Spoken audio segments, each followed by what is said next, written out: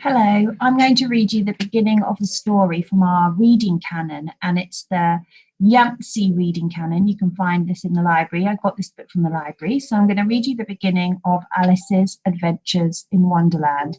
You might know this book as Alice in Wonderland, and you can probably guess why I'm choosing to read it. I love this book. I still love it now. It's very strange. The films are very strange too and worth watching.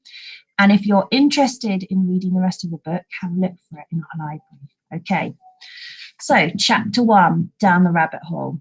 Alice was beginning to get very tired of sitting by her sister on the bank and having nothing to do.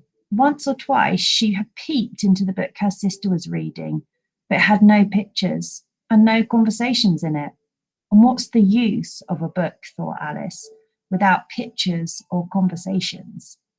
So she was considering in her own mind, as well as she could, for the hot day made her feel very sleepy and stupid, whether the pleasure of making a daisy chain would be worth the trouble of getting up and picking the daisies, when suddenly a white rabbit with pink eyes ran close by her.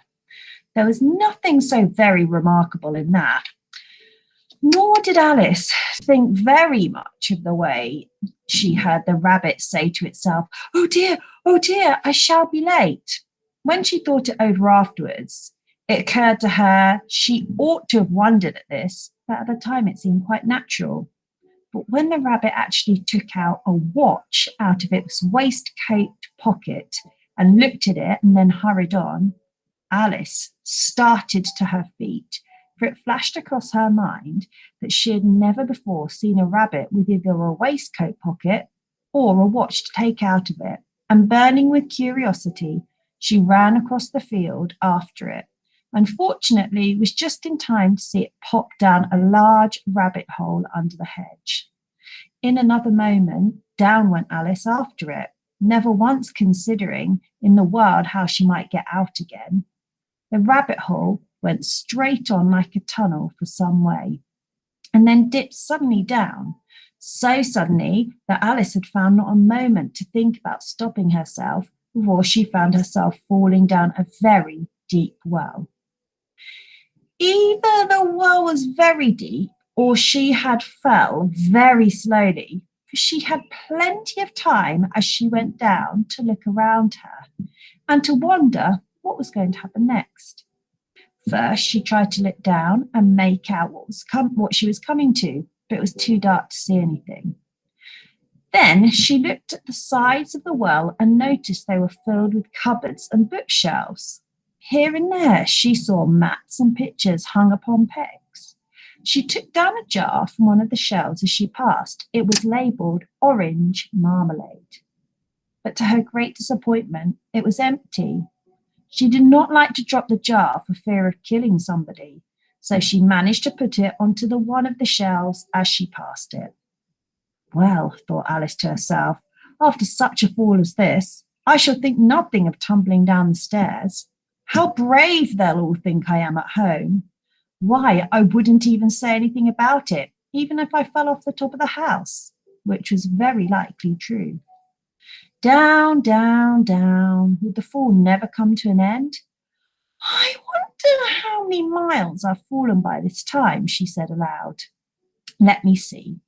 That would be 4,000 miles down, I think. But you see, Alice had learnt several things of this sort in her lessons in the schoolroom, and though it was not a very good opportunity for showing off her knowledge, as there was no one to listen to her, still, it was a good place to practice saying it. Yes, that's about the right distance. But then I wonder what longitude or latitude it is. Alice had no idea what longitude or latitude was either, but thought they were nice, grand words to say. Presently she began again. I wonder if I shall fall right through the earth.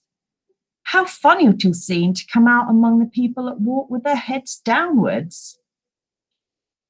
She was rather glad no one was listening this time, as it didn't sound quite right. I shall have to ask them what country it is, you know. Please, Mum, is this New Zealand or Australia? Then she tried to curtsy as she spoke. Fancy curtsying as you're falling through the air. Do you think you could manage it? And what an ignorant little girl she'll think me for asking. No, it'll never do to ask.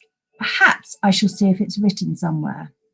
Down, down, down. There was nothing else to do. Alice soon began talking again.